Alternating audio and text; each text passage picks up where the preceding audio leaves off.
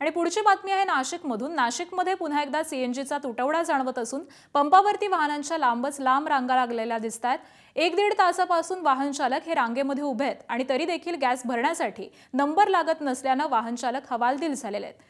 पंतप्रधान नरेंद्र मोदी यांनी आवाहन केल्याप्रमाणे देशासाठी पेट्रोल डिझेल इंधन कमी वापरण्याची तयारी नागरिकांची आहे, मात्र त्यासाठी सार्वजनिक वाहतूक व्यवस्था सक्षम करण्याची मागणी होतीये।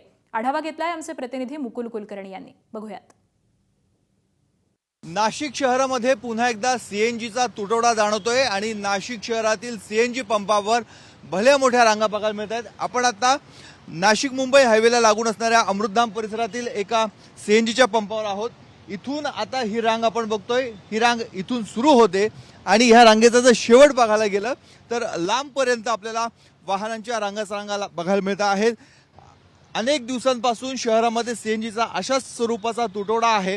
मात्र एका बाजूला पंतप्रधान नरेंद्र मोदी यांनी नागरिकांना सांगितलंय की पेट्रोल डिझेलचा वापर कमी करा, सार्वजनिक वाहतुकीचा वापर जास्त करा, परंतु दुसऱ्या बाजूला जी वाहनधारक आहेत त्यांना वाहनांसाठी सीएनजी मिळत नाही। ही रांग आपण बघतोय, ही रांग इथून एवढी जाते, पुढच्या बाजूला टर्न घेऊन ही अशी उलट्या दिशेने ही रांग येते आणि लांबपर्यंत रांग आहे। साधारणतः 1 ते 1.5 किलोमीटर पर्यंतची अशा स्वरूपाची रांग आहे। गेली 1.5 तास पासून उभे आणि रोजच झालंय।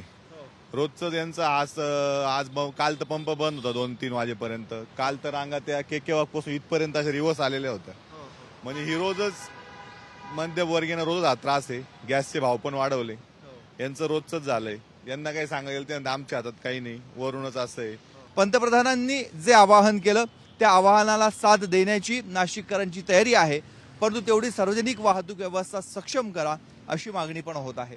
कॅमेरामन मंगेश सोनवणेसह मुकुल कुलकर्णी, एबीपी माझा, नाशिक।